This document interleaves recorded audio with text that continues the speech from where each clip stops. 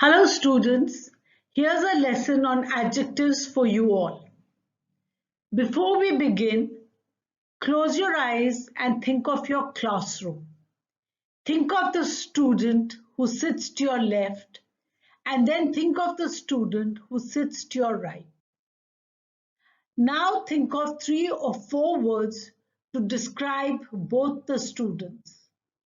You'll find that you have many words to describe both of them. So you know describing words. These describing words are called adjectives. I'm sure you all have heard of the famous playwright Shakespeare. He wrote 38 plays which have been translated into many languages and are very popular to this day. In his plays, Shakespeare used a lot of imagery and therefore a lot of adjectives. See how he describes 2 famous characters from his play A Midsummer Night's Dream: the mischievous and naughty little Puck and a beautiful fairy. Shakespeare says, "It would not have been possible for me to create such vivid and lively creatures without the help of adjectives." Similarly, the words that you use to describe your classmates or friends or your family or anyone or anything else are called describing words, that is, adjectives. Let's go through the points that you really need to know and remember. An adjective is a word that says more about a noun or a pronoun.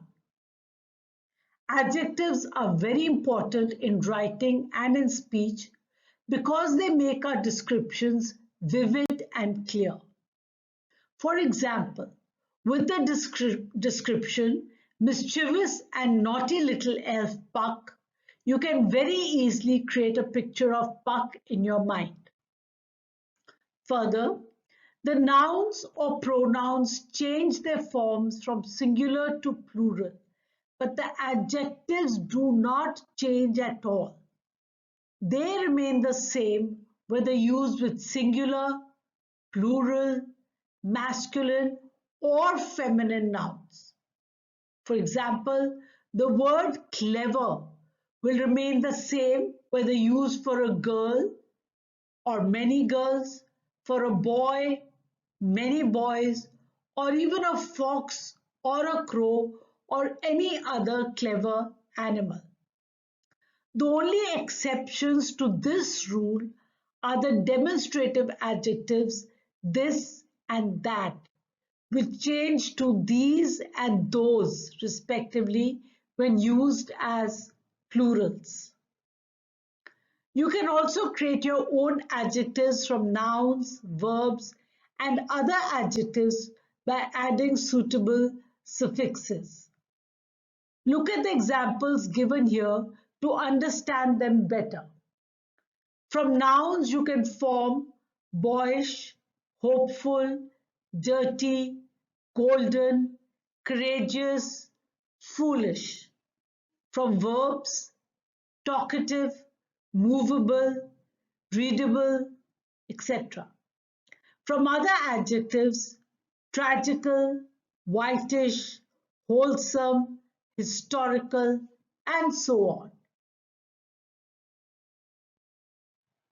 Read the conversation given on this slide between Shakespeare and an imaginary little girl.